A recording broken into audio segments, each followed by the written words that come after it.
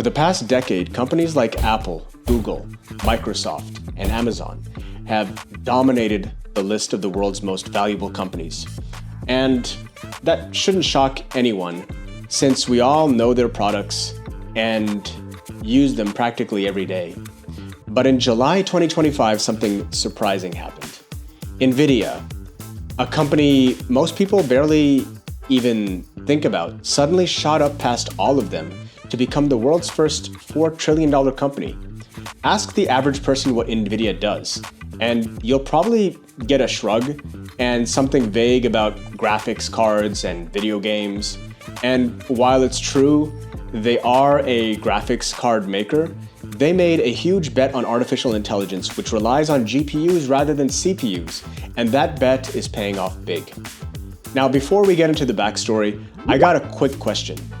With NVIDIA riding this AI wave, is this crazy high stock valuation really sustainable? Most analysts keep shouting buy, but that PE ratio to me looks pretty crazy, and I personally think AI is in a bubble. So I personally wouldn't buy the stock, but what do you think?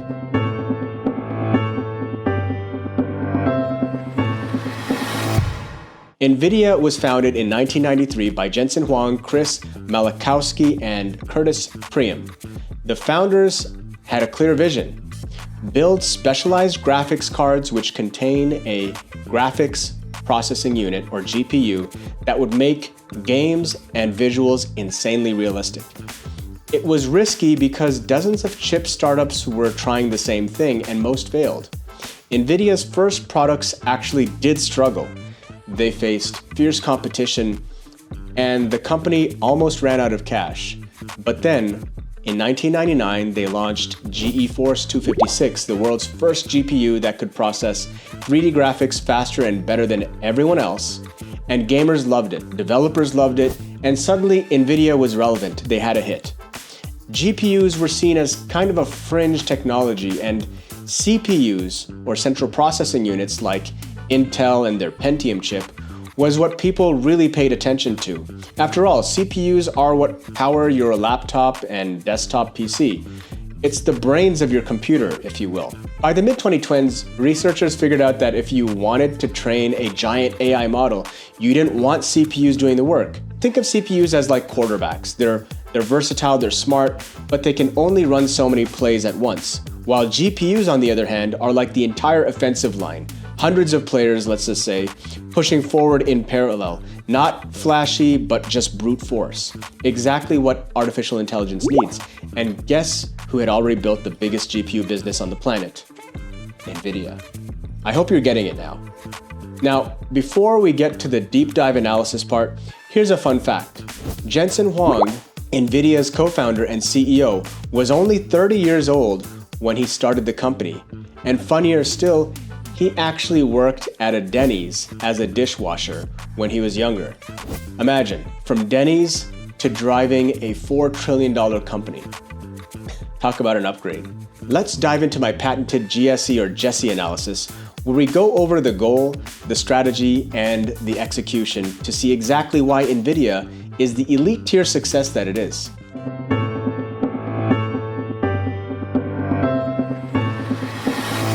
So first, the goal. And with this, we ask if their goal passes the possibility check. NVIDIA's goal was to make graphics chips that would power the next generation of computing. I always like to ask, also, has it been done before? The answer here is sort of. Companies like ATI, later bought by AMD and 3DFX, were making graphics cards, but no one had fully cracked the market. Gamers and developers were desperate for better graphics, and so the demand was real. So essentially, this was a bold dream. The pieces were there, but it took guts to bet that GPUs would become a cornerstone of the future of computing. This was a bold and risky dream, but one that had clear signals it could work.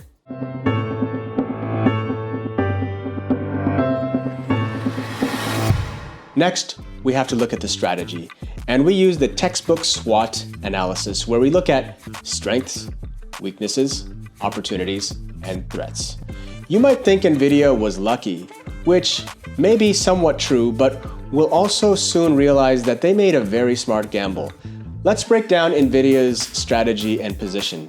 Instead of just being another chip maker, they leaned on constant innovation and niche dominance. They weren't trying to beat Intel at CPUs.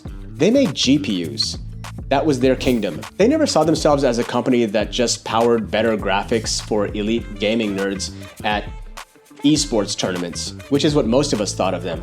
They thought that in the future, AI and other big data applications would need GPUs, so they came up with a three-part strategy. Number one, build the best GPU hardware in the world, so that meant spending big on R&D.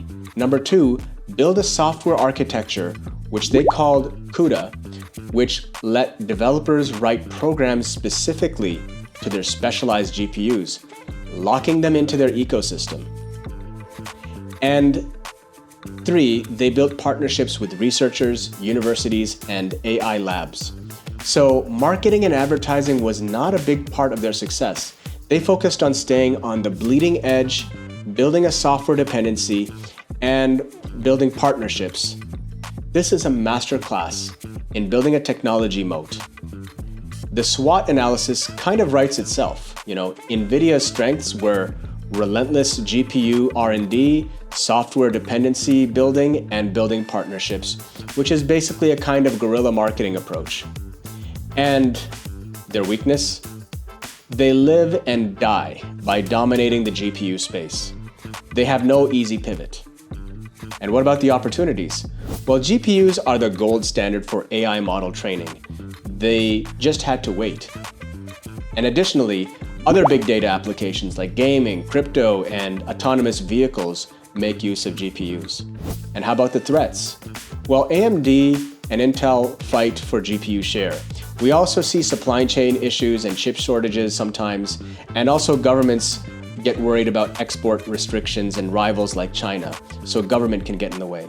But to recap, NVIDIA's strategy was resilient because it stayed laser focused on GPUs and rode wave after wave of new opportunities. Gaming, crypto, and now AI.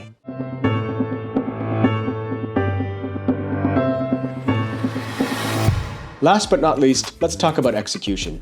And almost every deliberate success story, in these cases, execution is where NVIDIA separated itself from the pack. We look at three elements, which are PhD, passion, good habits, and discipline. So passion, Jensen Huang has been CEO since day one, over 30 years. His passion for GPUs and vision for their role in computing kept NVIDIA pushing forward when rivals gave up. He's the Cal Ripken of the tech industry. And what about habits? Fast product launches, tight developer partnerships, and a culture of moving first. They didn't just make chips, they made ecosystems. And finally, there's discipline. Instead of chasing every tech trend, NVIDIA focused on GPUs relentlessly. When they expanded into AI and data centers, it was a natural extension, not a distraction. So their rock-solid execution proved their strategy, and NVIDIA's nearly flawless execution amplified their strengths. They stayed consistent, forward-thinking, and aggressive, and now they're the low-key backbone of modern computing. So what are the key takeaways? NVIDIA succeeded because it bet big on one idea, that GPUs would power the future. The goal was bold but possible: make GPUs mainstream. The strategy was resilient: dominate one niche, expand it into new markets. The execution was passionate and disciplined. Jensen Huang's leadership turned vision into reality. NVIDIA didn't just ride trends, they built the engine that made those trends possible. So, what do you think? Is NVIDIA's success more about luck and timing, or about the discipline of sticking to GPUs when everyone else was doubting them? Let me know in the comments. I hope you enjoyed this breakdown. If you've got goals, you want inspiration, and you're curious about the lessons that make the difference between success and failure, hit the subscribe button. That way, you won't miss any of the next Jesse analysis videos or Upside Scoop interviews. Each one could give you a lesson that helps you with your journey. Thanks for watching, and we'll see you in the next one.